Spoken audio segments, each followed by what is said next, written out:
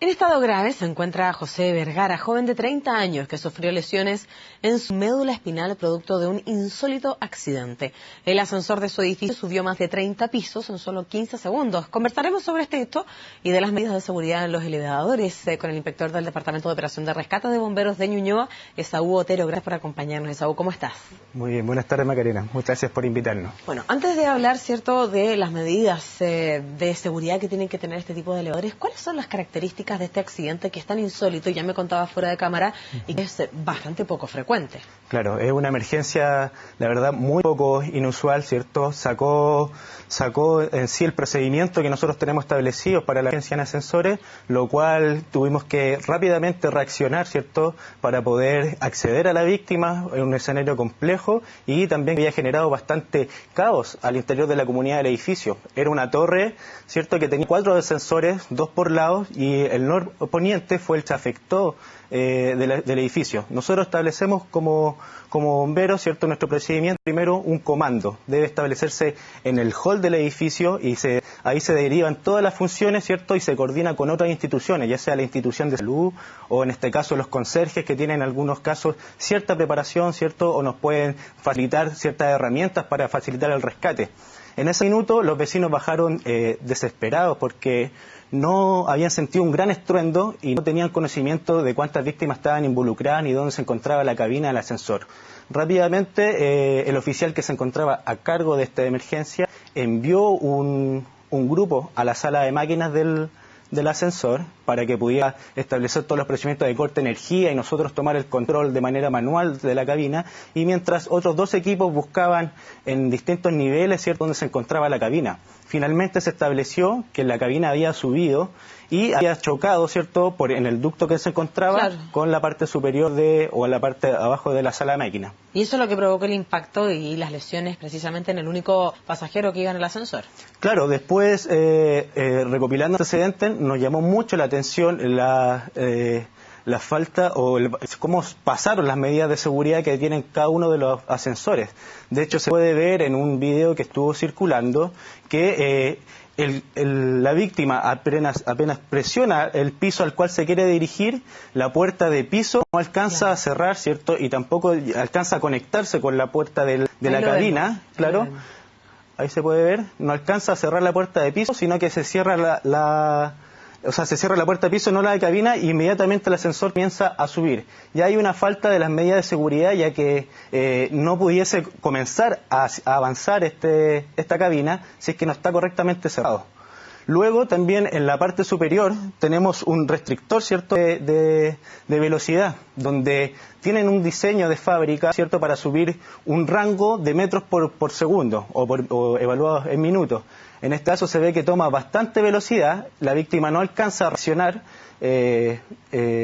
obviamente por el escenario en el que se encuentra, ya que se abre la puerta de cabina y comienza a ver cómo va subiendo piso tras piso. Y finalmente hasta que llega a la parte superior y recibe todo el impacto con su cuerpo.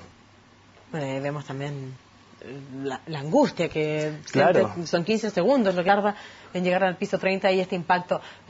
Cuando hablabas tú de las medidas de seguridad, ¿cuáles son los protocolos establecidos para evitar este tipo de accidentes? ¿Por qué finalmente ocurre este accidente y que tiene en estado grave a este joven de 30 años? Bueno, las causas del accidente es un tema que tienen que seguir investigando. Entiendo que le dieron la responsabilidad a la Fiscalía Oriente para que haga el peritaje de esta emergencia, y nosotros en primera instancia nos preocupamos efectivamente de cortar, claro, de la emergencia, de poder rescatarse, trasladar de una zona insegura a un lugar seguro a la víctima o a los pacientes que se encuentren, pero bajo cierto escenario, ¿cierto?, o las emergencias que nosotros habitualmente atendemos.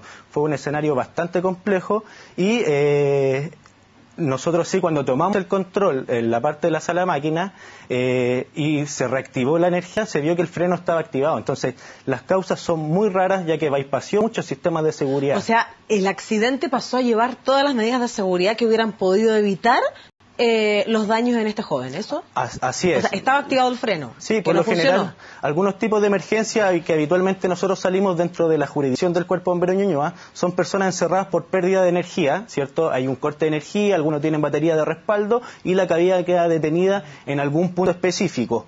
Personas encerradas por falta del mecanismo de apertura de puertas, ¿cierto? También podemos encontrar personas encerradas por fallas eléctricas o electrónicas, que es una de las hipótesis que nosotros creemos que por eso también en el cuadro de maniobras algo falló que pasaron encima sobre todas estas medidas de seguridad. Personas también puede ser por trabamiento o empatinamiento, por ejemplo, si hay un sismo, si hay gente que está jugando dentro del ascensor, puede sacar de su cauce la cabina, ¿cierto? Y se activan mecanismos de seguridad como son también los rieles, ¿cierto? Los paracaídas, que son pequeños rieles o cuñas que se frenan en la cabina.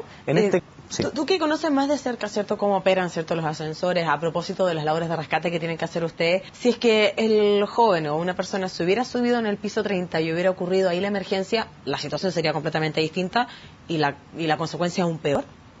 Si la persona hubiese tomado en un piso superior... Claro, y empieza la falla, o sea, si el accidente hubiera sido al revés. Al revés, claro. En este modelo en particular sí nos pudimos dar cuenta que no tenía un sistema de seguridad que son paracaídas solamente en bajada. Quizás si hubiera sido al revés la situación... Por lo tanto, si hubiera sido al revés, tal vez el impacto hubiera sido menor por el paracaídas. Menor, o puede que el paracaídas efectivamente se hubiese activado y frena la cabina en el punto donde se encuentre en ese minuto. En este caso, este diseño, esta cabina, no tenía esa medida de seguridad en su vida. ¿Debiera tenerlo?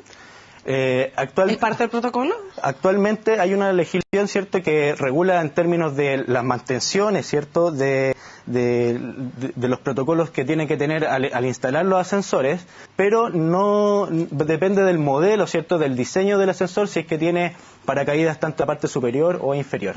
¿Qué debió haber hecho el joven que estaba al interior del ascensor? Lo conversábamos también. Nosotros, verlo de fuera pareciera fácil, pero son 15 segundos, una situación completamente inusual. Nosotros entendemos que es residente del edificio y que él tomó el mismo ascensor para salir de su casa de forma normal y se encuentra con este accidente. O sea, entendiendo también el poco tiempo que hay para reaccionar. ¿Qué hubiera sido la correcta reacción del joven para al menos minimizar los daños? Así es. Nosotros dar un consejo a la comunidad para reaccionar en estas situaciones es bastante complejo. Una emergencia común en ascensor, nosotros tenemos ciertos tips y podemos tomar fácilmente comunicación, ¿cierto?, a través de intercomunicadores. Se puede dejar siempre la iluminación de la cabina, cosas, y tomar contacto con las personas desde el pasillo hacia la cabina donde se encuentra afectada, dándole recomendaciones de seguridad, que se coloquen en la parte posterior, que mantengan la calma, que en todo minuto nos cuenten lo que están sintiendo al interior de la cabina, pero esta fue una situación que de todas maneras descolocó, ¿cierto?, cualquier medida de seguridad o cualquier acción que pudiese haber tomado la persona. Claramente fue una reacción normal lo que hizo de tratar de detener, ¿cierto?, a través de la botonera la cabina del ascensor. Que tampoco funciona. Claro. Lo que sí nosotros podríamos establecer de tomar alguna posición de seguridad. Cuando ya se ve que la cabina se está desplazando, ¿cierto?, a gran velocidad, podríamos tomar una posición fetal, ¿cierto?, o en la parte inferior, acostarnos en la parte inferior de la cabina, cosa de recibir de mejor manera el impacto. Pero recuerden que las personas que habitualmente en las comunidades utilizan las cabinas de ascensores es personal no calificado.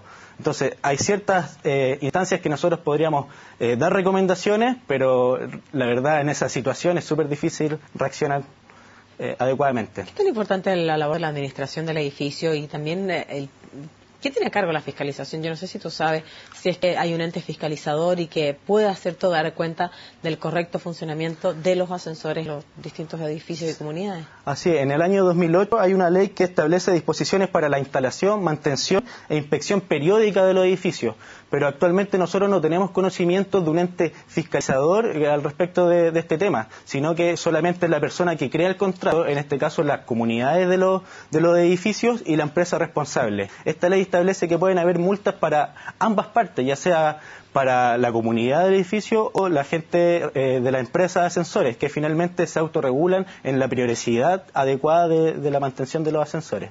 Tú hablabas recientemente que hay tipos de accidentes al interior de los ascensores que son más frecuentes que otros, pero este es absolutamente inusual, no se había visto y no había registro incluso, ¿cierto?, de este tipo de accidentes como el ocurrido con este joven al interior. ¿Cómo procedieron ustedes? ¿Cómo lograron, ¿cierto?, encontrar a la persona que estaba adentro y lograr, ¿cierto?, poder realizar las labores de rescate y traslado al centro asistencial? Claro, nosotros tenemos cursos enfocados, ¿cierto?, a una capacitación referente al trabajo de rescate en ascensores, y lo cual constantemente estamos entrenando a nuestro personal, ¿cierto?, para poder atender de manera adecuada este tipo de accidentes, este tipo de rescate.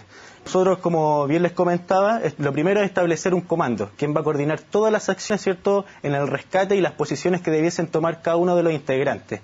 Luego hay dos equipos que vienen, un equipo de sala máquina, ¿cierto?, que va a tomar, a cortar la energía y tomar el control, ¿cierto?, de la cabina para poder llegar a un piso adecuado, y un equipo que hace el soporte, ¿cierto?, propiamente en el piso afectado o donde quedó las víctimas.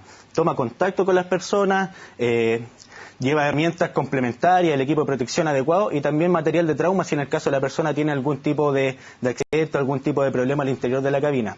Nosotros ahora procedimos de manera habitual, pero fue muy complejo ya que la comunidad estaba bastante asustada, ¿cierto?, por el estruendo que había sentido, y no había, en los primeros minutos de llegada de bomberos, no había claridad dónde estaba la cabina. Entonces tuvieron que abrirse en dos grupos de trabajo para buscar primero en el piso inferior, descartando la posibilidad de que la posible víctima se haya caído por el foso o por el ducto del ascensor, y otro equipo que subió a pie mientras nosotros no tomáramos el control de la cabina por la caja de escalas hasta llegar al último piso. Como eran 4 ascensores, 2 enfrentados, ¿cierto?, inhabilitamos el sector cual estaba la cabina afectada, y pudimos habilitar uno para el trabajo de bomberos. Ahí fue más fácil y más expedito, ¿cierto?, el traslado de material adecuado para llegar a la persona. A ver, entiendo que hay 12 ascensores, ¿cierto?, contiguos. Uno de estos es el que sufre el desperfecto y el otro ustedes habilitaron solo para el trabajo de bomberos. Y existiendo el riesgo de poder vivir un accidente, ¿cómo se vivió en el otro ascensor? Claro, nosotros lo habilitamos una vez que se chequeó, ¿cierto?, en la sala de máquinas las condiciones de los ascensores. Ya pudimos tomar el control de forma manual, ¿cierto?, con personal calificado. Por lo tanto ustedes lo operaban. Lo operábamos 100%, la cabina. Y bueno, cuando llegaron los primeros rescatistas, ¿cierto?, que se dieron cuenta que estaba en el último piso, se pudieron percatar que la puerta de piso ya estaba abierta, la cabina estaba desnivelada producto del choque, ¿cierto?, en la parte superior, estaba la cabina dañada, ¿cierto?, en su chasis y en su estructura, y la persona estaba con la mitad del cuerpo entre el pasillo y la cabina de ascensor.